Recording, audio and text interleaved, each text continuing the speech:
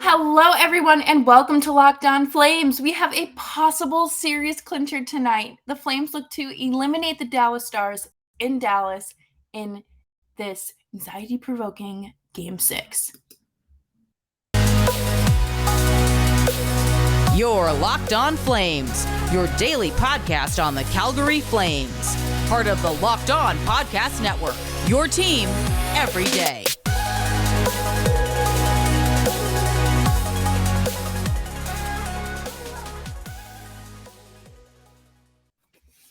What is up, everyone? I'm your host, Jess Belmosto, and today we are talking about Game 6 as the Flames look to advance and leave this first round drought behind them. Thank you so much for making Locked On Flames your first listen of the day. You can find us anywhere you get your podcasts: Stitcher, Spotify, Apple, Odyssey, Audible, and free 99 everywhere, including YouTube. If you are here because I had an accidental banger tweet last night, admitting that I spent a very long time thinking that Steve Dangle's name was actually Steve Dangle. Hi, thanks so much for tuning in. Today, it's a fun episode. I think that this is a great time for you to jump on the bandwagon, especially if you're a Toronto Maple Leafs fan. Game 6. Game 6. How many of you had Flames in 6? I think I had Flames in 5, but I'm pretty sure I had Flames in 6. I'm lying to you. But, we got to just hold on. It doesn't make a difference if we make it or not. We've got each other, and that's a lot for love. We'll give it a shot. Okay, sorry. I am so out of pocket today because I hate elimination games. Even though the Flames aren't working on being eliminated, I don't like the idea of going to a game 7 because there's no game 8. But Sutter rolled out the same game 4 lineup. Game 5.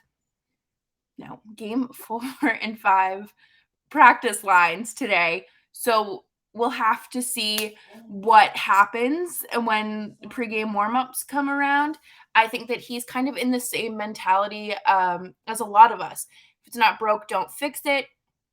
And this way, you do get a good idea what your line chemistry is. I think that the line chemistry is working. I think that tonight he has to have that Mangiapane, Backlund, and Coleman line. I think that has to be a staple for tonight's game.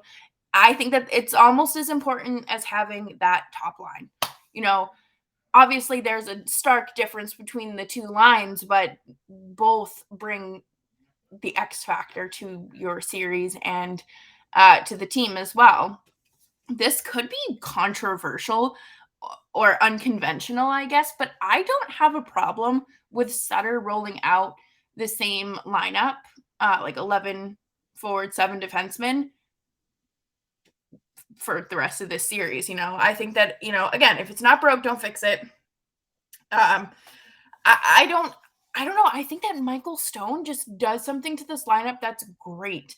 And it's the generating the shots on net and things like that really get the team going. And they have, one of those shots is bound to land. You have to think of it that way. And Brett Ritchie kind of maybe deserves to be benched because he does take a lot of penalties. I don't know. But Dallas is rolling out the same lines as from game 5 at practice. So I guess Bonus has confidence in that. I'm not entirely sure that I never mind. I'm not going to jinx anything. I really don't want to jinx anything. I'm incredibly stressed. But I think that Dallas showed themselves again in game 5. And I think the Flames are, kind of just flowing with, going with the flow. It's not something that the Flames need to invest too much energy in. I think that the Stars will try to get under the Flames' skin. I think that that's very obvious and something that, is kind of bound to happen in these games, especially where the Stars are at home.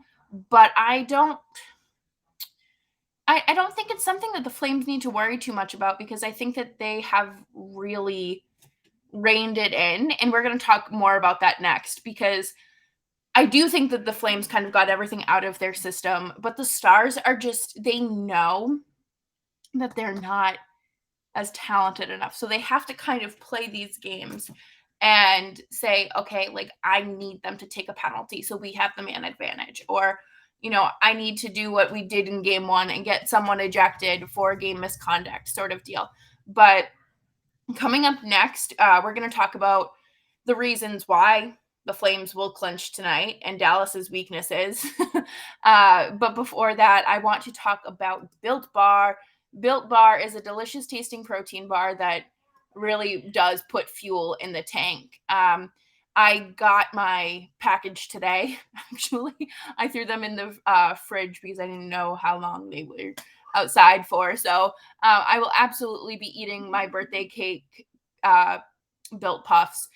And it's just perfect. Like, I'm so excited to eat them because everyone who has tried them has talked about how it tastes just like frosting. And that's like the only part of the cake I like. And if you've never tried the puffs, I'll let you in on a little secret, because that's what friends do.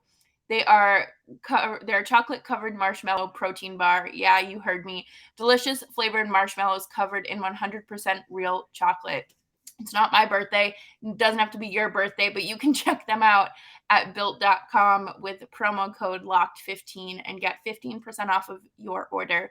Use promo code LOCKED15 for 15% off at built.com. Thank you all so much for tuning in to Locked On Flames. Whether this is your first episode, your second, your 100th, thank you so much for tuning in and sticking around. I appreciate you. The show is my baby, and if you want to follow along with me on Twitter, my Twitter handle is Jess Belmosto, JessBelmosto. And if you're watching on YouTube, it's also on the screen right now. But I really don't want to jinx this, because I think that Dallas are in their own heads. I think I am seeing very similar flares of what we saw in 2020 from the Flames in the bubble. I think both teams have kind of done a 180 in terms of how talented they are, the stamina, and how competitive they are. That's my raging hot take of the day, actually. But to start, I think that they're still kind of angry at the Flames. They're treating their physicality level as if this isn't fun. Like, I'm not laughing, but they're treating. I'm not laughing because like the next sentence is funny, but this is just how they're treating it. They're treating it as if the Flames somehow ended someone's season with an injury and they're just trying to retaliate. But in reality, they're just trying to retaliate because fake tough guy John Klingberg is still upset. And there's like nothing. Like, you fought Rasmus Anderson, you both got ejected, you move on. Which one of you has a goal in this series? Rasmus Anderson. Thank you. I do think that speaks to their offense as well. I think that their offense has been a struggle for them. I don't know what it is. I think that, Tyler Seguin has scored. I don't believe Jamie Benn has scored. Joe Pavelski has found himself scoring, and Jason Robertson has also scored. Like, it's not anything that is something to write home about. I'm not impressed with their offense. I'm sorry. That's might be a little mean and a little harsh to say, but I just don't think it's anything to write home about. And that could also be part of it, because Jamie Benn and Tyler Seguin are they look like dinosaurs out there.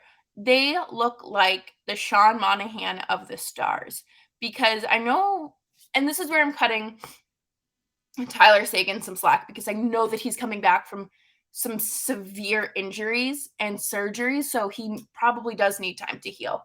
But Jamie Benn has just looked ancient. He has looked horrible.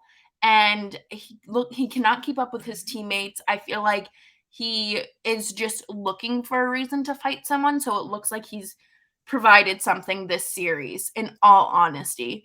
But I just see that complete 180 from both teams, and that we saw in 2020. I think that the Flames are a much more competitive uh, team built for a long run, and I think that the Stars, who didn't really know if they were going to make the playoffs, just are kind of there for a quick spark and then it's done. It's like the sparklers, like you light for, I was going to say for the 4th of July, but that's not a Canadian holiday. But like you light during the summer, and they're just there for like a good like 10-15 seconds, and then they fizzle out when you're like, I thought this was supposed to be fun, but it's not. But I do think that the Flames have the advantage of the mentality. I think that the Flames are a lot mentally stronger. I think that their coach is a much better coach. The Dallas Stars coach has made some really, really questionable calls all season, and I think that it's starting to come to light. And I wouldn't be surprised that by the time the Stars playoff run is over, if he's not relieved of his duties in like the first 24 hours. But I'm very happy. I'm very happy that the Flames are in the position that they are in. I think that it's a good position for them to be in because, Dallas will feed off of the home crowd, but I really don't think that'll be enough. I think that the Flames are truly ready to advance. I think that they are. And I hate saying that out loud because I just feel like a major jinx, but I think that they're ready to take that next step. They have proved to us all season that they can do it, that they can, go on these long winning streaks and these hot offensive streaks. And I want to see them come together tonight and just advance. I think this would be so good for them. And the confidence that they need to come out with tonight is the same confidence that they rolled out in game 4. I think, game 5 is fine. Game 5 is fine. But, if we could start the goals a little earlier this time, that would be great. My heart rate personally is not, she's just not built for that. And I don't think too many of us are built for that, honestly. But I want to see Noah Hannafin play a stronger game as well and maybe not deflect pucks off his booty. That would be nice. I do think that Ottinger has struggled with tracking the puck. So if we can keep some like little traffic going in there, that would be cool. But I don't want to see the Flames get too confident in themselves. Like, carry yourself with confidence, obviously, but don't sit back and get what's the word? Like complacent, Don't get too comfortable and cocky because the second that happens, the Stars will more than likely take advantage of that, and that's something we don't need. I think that that's just, the truth. The Flames don't come off to me as, a cocky team. Like, to me, a cocky team would probably be the Washington Capitals and their fan base coming into that series against the Panthers and saying, oh, like, they don't have any playoff experience. We do. They don't know who they're messing with. They haven't been here before. And then they've kind of, the Cats have been hanging with the Caps. So I don't think that it's fair to kind of come in and be overly confident. And same thing with Hurricanes fans, please. They're a whole different breed. But I would just say, take advantage of what the Stars are giving you, what they're showing you. Because I think tonight the Flames are going to keep Ottinger very busy from the jump.